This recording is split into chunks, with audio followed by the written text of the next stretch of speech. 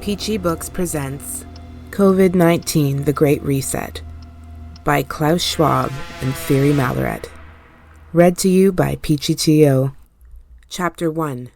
Macro Reset. The first leg of our journey progresses across 5 macro categories that offer a comprehensive analytical framework to understand what's going on in today's world and how this might evolve.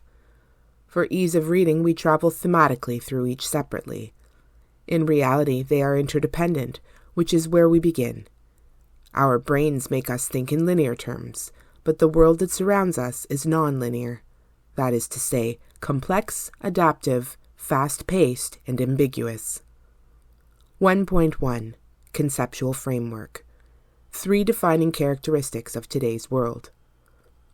The macro reset will occur in the context of the 3 prevailing secular forces that shape our world today: interdependence, velocity, and complexity.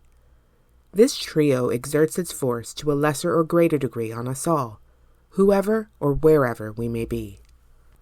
1.1.1 Interdependence. If just one word had to distill the essence of the 21st century, it would have to be interdependence. A byproduct of globalization and technological progress, it can essentially be defined as the dynamic of reciprocal dependence among the elements that compose a system. The fact that globalization and technological progress have advanced so much over the past few decades has prompted some pundits to declare that the world is now hyperconnected, a variant of interdependence on steroids. What does this interdependence mean in practice? Simply that the world is concatenated, linked together. In the early 2010s, Kishore Mahbubani, an academic and former diplomat from Singapore, captured this reality with a boat metaphor. The 7 billion people who inhabit planet Earth no longer live in more than 100 separate countries. Instead, they all live in 193 separate cabins on the same boat. In his own words, this is one of the greatest transformations ever.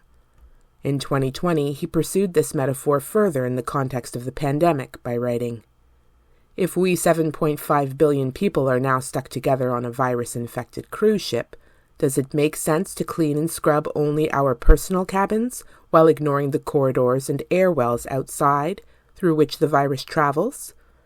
The answer is clearly no. Yet, this is what we have been doing. Since we are now in the same boat, humanity has to take care of the global boat as a whole." An interdependent world is a world of deep systemic connectivity, in which all risks affect each other through a web of complex interactions. In such conditions, the assertion that an economic risk will be confined to the economic sphere, or that an environmental risk won't have repercussions on risks of a different nature, economic, geopolitical, and so on, is no longer tenable. We can all think of economic risks turning into political ones, like a sharp rise in unemployment leading to pockets of social unrest, or of technological risks mutating into societal ones, such as the issue of tracing the pandemic on mobile phones, provoking a societal backlash. When considered in isolation, individual risks, whether economic, geopolitical, societal, or environmental in character, give the false impression that they can be contained or mitigated. In real life, systemic connectivity shows this to be an artificial construct.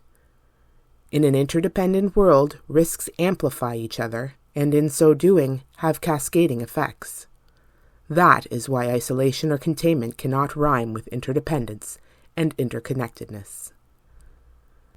The chart below, extracted from the World Economic Forum Global Risks Report 2020, makes this plain. It illustrates the interconnected nature of the risks we collectively face.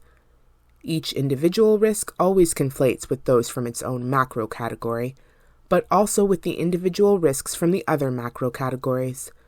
Economic risks appear in blue, geopolitical in orange, societal in red, environmental in green, and technological in purple. In this manner, each individual risk harbors the potential to create ricochet effects by provoking other risks. As the chart makes clear, an infectious diseases risk is bound to have a direct effect on global governance failure, social instability, unemployment, fiscal crises, and involuntary migration, to name just a few.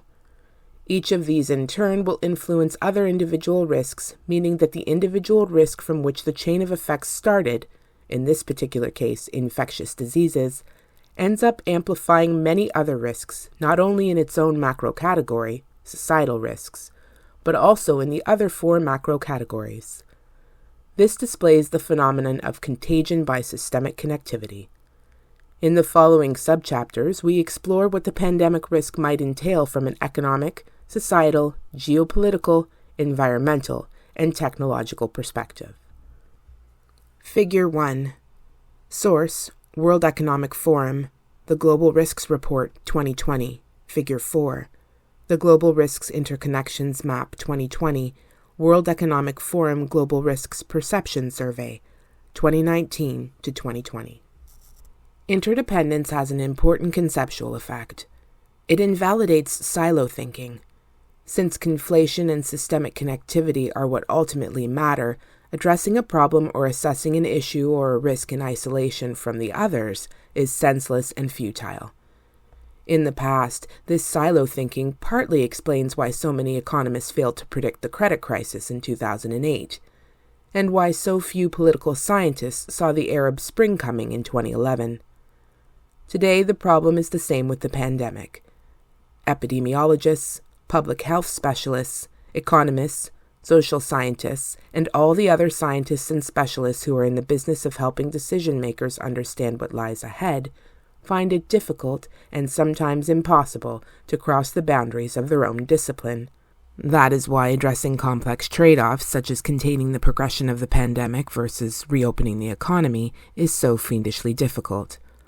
Understandably, most experts end up being segregated into increasingly narrow fields.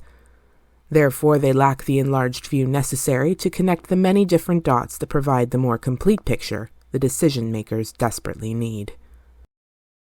If you've enjoyed this reading, please let me know by clicking the like button, subscribing, and hitting the notification bell so that you know when another story is available. Please visit peachybooks.ca to read my reviews and have some lively discussions about great books. Thanks for listening.